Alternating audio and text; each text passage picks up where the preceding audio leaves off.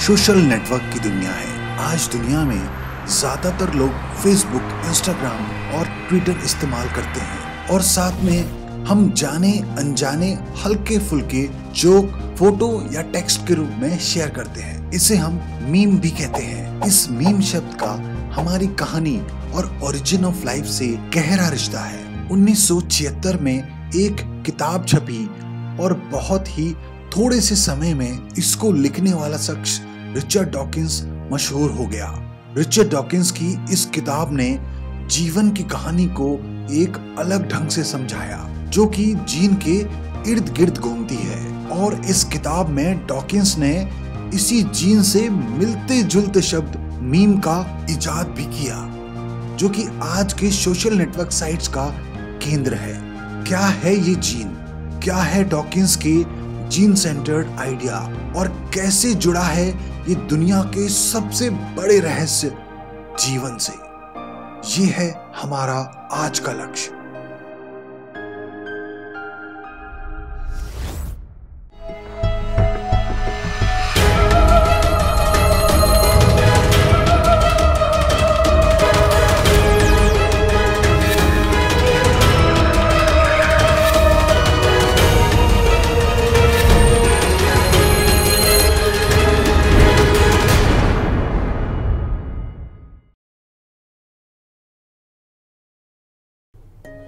अभी से 4.5 बिलियन साल पहले पृथ्वी अस्तित्व में आ गई और हम 4 बिलियन साल से ही लाइफ के सिग्नेचर्स देखते हैं।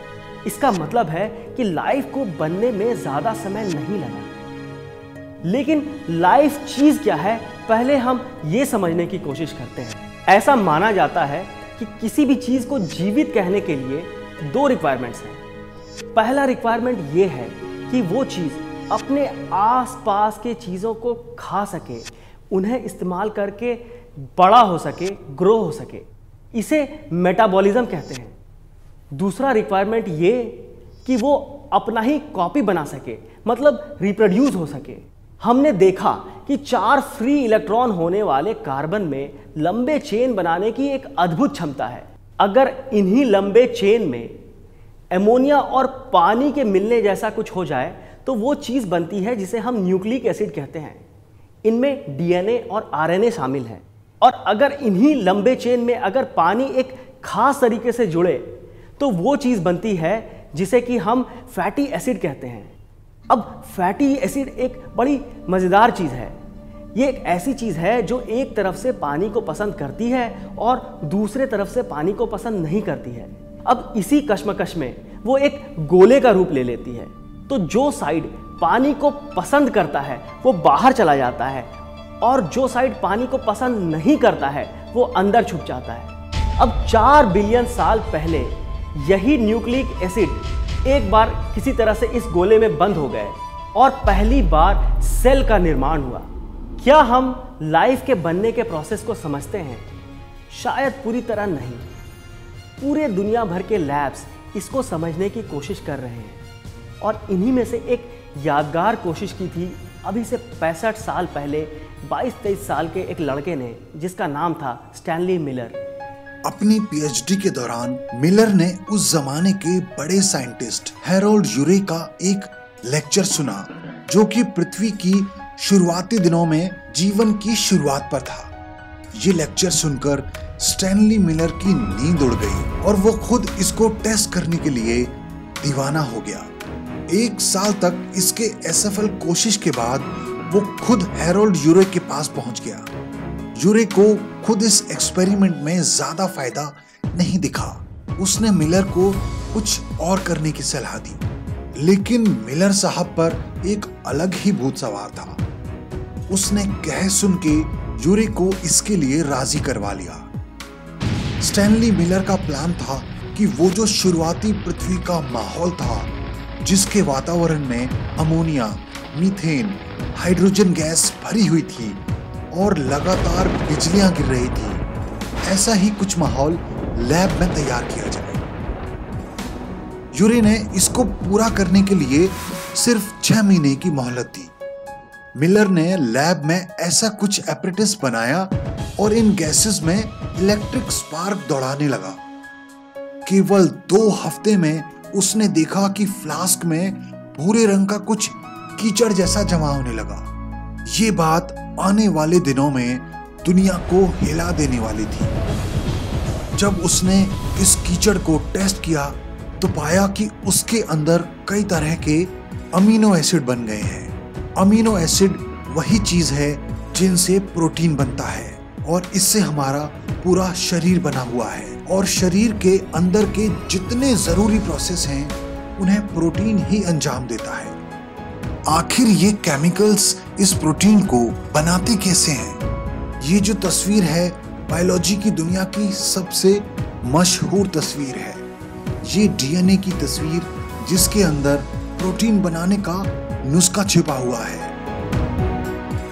अगर हम इसे ध्यान से देखें तो ये एक सीढ़ी नुमा चीज है जो कि घूमी हुई है, और इस सीढ़ी के जो डंडे हैं इसे हम न्यूक्लियोटाइड्स कहते हैं। ये 4 किस्म के होते हैं जो एक खास तरीके से एक दूसरे से जुड़े होते हैं और जरूरत पड़ने पर ये खुल जाते हैं। और इन 4 तरीके के न्यूक्लियोटाइड की सजावट तय करती है कौन सा अमीनो एसिड बनाने की जरूरत है, मतलब किस तरह के प्रोटीन का निर्माण होना है।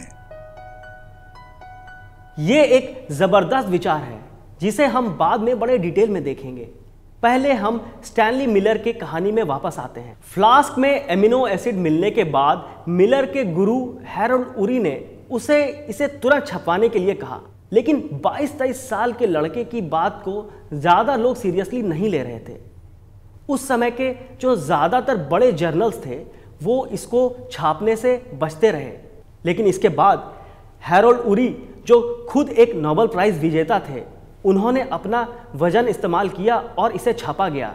इस एक रिपोर्ट ने पूरी दुनिया में आग सी लगा दी और स्टैनली मिलर अमेरिका का अब नया सितारा था, और साथ ही साथ उरे मिलर एक्सपेरिमेंट इतिहास के पन्नों में सदा के लिए अंकित हो गया।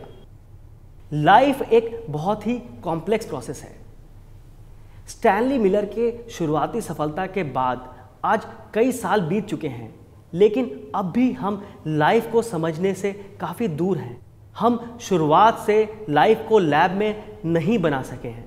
अब चूंकि हम बीच के कुछ स्टेप्स को नहीं जानते हैं, तो कुछ लोगों का ये मानना है कि हम साइंस की बातें क्यों माने जब ये खुद इनकम्प्लीट है और अक्सर बदलती रहती है। हम उन बातों में विश्वास क्यों न करें जो हमें हमारे संस्कृति से मिली है और ये कभी बदलती भी नहीं है। इसके लिए बस यही जवाब है कि साइंस ज्ञान का नाम है, ये कभी कंप्लीट नहीं होता, इसका कोई अंत नहीं है। हमें समझते रहने की कोशिश करती रहनी है।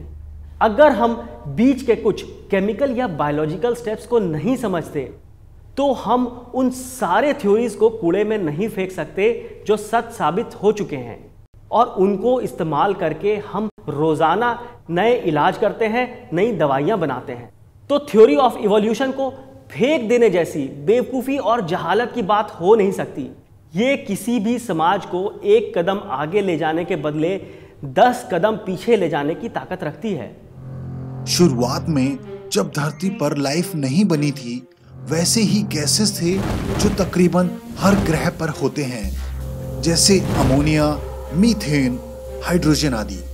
साथ साथ एक बड़ा वायलेंट माहौल था जहां आंधियां चल रही थी, बिजलियां गिर रही थी। ऐसे माहौल में कुछ पार्टिकल्स यानी टुकड़े अपने आसपास के मटेरियल से रिएक्ट करने लगे, या दूसरे शब्दों में उन्हें खाने लगे, और मेटाबॉलिज्म का प्रोसेस शुरू हुआ। अब ये समझना बहुत मुश्किल नहीं है, दुनिया में कोई भी केमिकल रिएक्शन ऐसे ही चलता है। केमिकल्स अपने आसपास के मटेरियल को यूज करके रिएक्शन को जिंदा रखते हैं जब तक मटेरियल खत्म ना हो। उदाहरण के लिए एक बैटरी से हम समझ सकते हैं, या उससे भी आसान है एक फुलझड़ी। इस तरह हम मान सकते हैं इन पार्टिकल्स ने अपने आसपास की चीजों को खाके अपने जिंदा रहने के लिए एनर्जी जनरेट की। अब ये हुआ लाइफ का एक रिक्वायरमेंट, लेकिन दूसरा रिक्वायरमेंट पूरा होना इतना आसान नहीं है। ये जो रिप्रोडक्शन है, या इस ज़माने में हम इसे रेप्लिकेशन कह सकते हैं, ये होना थोड़ा मुश्किल था। लेकिन एक बार पहले हम ये समझें कि रेप्लिकेशन का क्या मतलब है। रेप्लिकेशन का मतलब है अपने ही तरह का एक कॉपी बनाना, जैसे कि कोई फोटोकॉपी हो। इसकी कल्पना हम एक ढांचे से कर सकते हैं कि अगर उसमें गिरकर कोई सामान बाहर निकले तो वो हर बार एक जैसा निकलेगा। अब प्रकृति में अपने आप ऐसा कुछ बन जाना आसान नहीं है, पर चूंकि पृथ्वी की जो हिस्ट्री है वो करोड़ों साल की है, तो करोड़ों साल में ऐसा कुछ हो जाना भी इतना मुश्किल नहीं है। अब इन टुकड़ों ने दोनों बात सीख ली, अपना रेप्लिका बनाना और साथ साथ अपने आसपास की चीजों को खाके जिंदा रहना। अब रेप्लिकेशन के कारण धीरे धीरे इनकी संख्या बढ़ने लगी।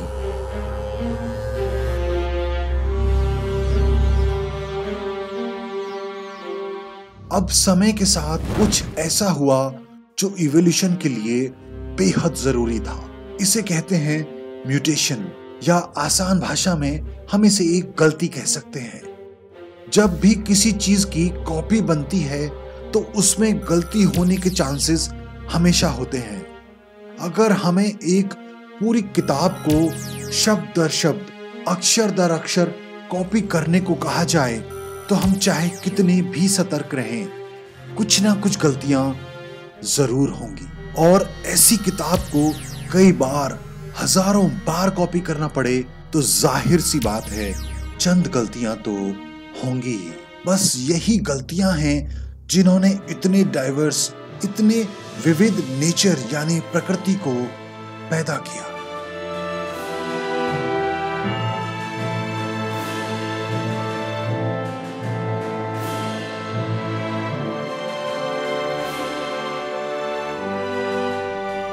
अब ये टुकड़े जब अपना कॉपी बना रहे थे तब कई बार इनमें कुछ गलतियां आ जाती, जिसे हम म्यूटेशन कहते हैं। इसके कारण ये बदल जाते और इन बदले हुए पार्टिकल के बच्चे इन जैसे होते।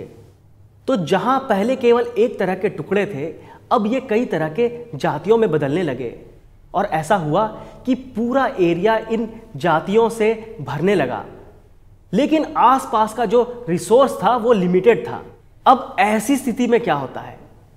ऐसी स्थिति में वही होता है जो इवोल्यूशन का सबसे महत्वपूर्ण पार्ट है, उसका दिल है, वो है कंपटीशन। आसपास के सीमित रिसोर्स के कारण इन जातियों में एक अजीब तरह का कंपटीशन शुरू हुआ और हम सोच सकते हैं कि ये एक दूसरे से लड़ने लगे। पहले तो ये अपने आसपास की चीजों को खाते, लेकिन इसी दौरान कुछ ऐसा हुआ कि पास के रिसोर्स कम होने के कारण एक टुकड़े ने दूसरे टुकड़े को केमिकली निगल लिया और उन्हें बचा गया। इससे इसकी एनर्जी और जीने की क्षमता और बढ़ती चली गई और इसका साइज बढ़ता गया। ये प्रोसेस फैलता चला गया और दुनिया एक विभत्स कंपटीशन से भर गई। साइज में बढ़ने के कारण ये टुकड़े अब एक लंबी थ्रेड या धागे का रूप लेने लगे। साइंटिस्ट कई बार इस धागे को जीन का नाम देते हैं। ये धागे एक दूसरे से लड़ते जाते, आसपास की चीजों की एनर्जी यूज करते जाते और म्यूटेशन के कारण इनमें कुछ बदलाव आते जाते, जिनके कारण इनमें वेरिएशन और बढ़ जाता। धीरे धीरे ये लड़ाई इतनी बढ़ती गई कि पूरी धरती इन चीजों से भर गई। यानी दूसरे शब्दों में हम कह सकते हैं कि जीवन अब पूरी दुनिया को ढकने लगा था। ये बहुत कुछ सोशल मीडिया पे चल रहे मीम्स की तरह है। ये बार बार कॉपी बनाए जाते हैं और आगे बढ़ा दिए जाते हैं, लेकिन कई बार इनमें कोई कुछ चेंज कर देता है जिसके कारण ये और सुधर जाते हैं। ये वही एक्सप्लेनेशन है जो रिचर्ड डॉकिंस ने अपनी किताब सेल्फिश जीन में लिखा था। अब इस दौरान एक और महत्वपूर्ण घटना घटी, वो ये कि इन धागों ने लड़ाई लड़ने के लिए अपने आसपास एक शरीर बनाया जिसे डॉकिंस सर्वाइवल मशीन कहते हैं। अब ये धागे इन सर्वाइवल मशीन के साथ एक दूसरे से टकराते, उनसे लड़ते, उनको खाते जाते और इनका साइज और बड़ा होता जाता और कॉम्प्लेक्स होता जाता। पर जो बात इंतहाई महत्वपूर्ण है वो ये है कि ये धागे खुद नहीं मर रहे थे। मरने के पहले ये अपना कॉपी बना लेते और दूसरे शरीर में घुस जाते। तो हम ऐसा कह सकते हैं कि भले ही इनका शरीर मर रहा था, लेकिन ये धागे नहीं मर रहे थे। इस तरह से ये लड़ाई लंबी चली, अगले लाखों करोड़ों साल तक। आज भी ये लड़ाई चल रही है। इस लड़ाई को जीतने के लिए कभी इन धागों ने बैक्टीरिया का रूप लिया, कभी मछली, पेड़ पौधे, डायनासोर, शेर, भालू और कभी इंसान का रूप लिया। ये लड़ाई आज भी हमारे शरीर में चल रही है। रिचर्ड डॉकिंस इन्हें इमॉर्टल कॉइल्स यानी शाश्वत धागों का नाम देते हैं। दूसरे शब्दों में इन धागों ने अमरत्व पा लिया था। एक बार ये बात हमारी समझ में आ जाए तो हम अपनी आसपास की डाइवर्स और खूबसूरत दुनिया को समझ सकते हैं।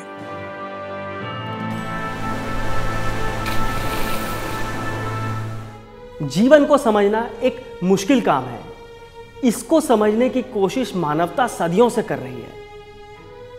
हमारे पास दो रास्ते हैं, चाहे तो हम हाथ पर हाथ धर के बैठे रहें या हम नए दरवाजों की तलाश करें। हजारों साल से इंसान एक अंधेरे कमरे में बंद था। 22 साल के एक लड़के के पागलपन ने लात मार के इस दरवाजे को तोड़ दिया। रिचर्ड डॉकिंस ने आगे का रास्ता दिखाया, लेकिन अब भी हम रोशनी में नहीं पहुंच पाए हैं। ये काम आज के रिचर्ड डॉकिंस और स्टैनली मिलर्स का है। कहां है वो? हम आगे देखेंगे किस तरह से इन धागों ने मिलकर डीएनए का रूप लिया और किस तरह से ये एक के बाद एक कॉम्प्लेक्स शरीर बनाते चले गए। किस तरह से इन्होंने शुरुआती रेप्टाइल्स बनाए जो डायनासोर में बदलने लगे और किस तरह से मैमल्स ने अपने आप को डायनासोर से बचाया। शक्ति का संतुलन बदला और अब डायनासोर्स की जगह मैमल्स पृथ्वी पर राज करने लगे, जिनमें से एक खास प्रजाति में कुछ ऐसा विकास हुआ कि वो इस पूरी कहानी को समझने में सक्षम हो गई। साथ ही हम देखेंगे कैसे हमने डीएनए के रहस्यों को समझा। वैज्ञानिक दुनिया के आपसी कंपटीशन के कारण किस तरह ऐसी घटनाएं घटी जो साइंटिफिक दुनिया की सबसे बड़ी ट्रेजेडी बनी, और कौन थी डार्क लेडी ऑफ डीएनए।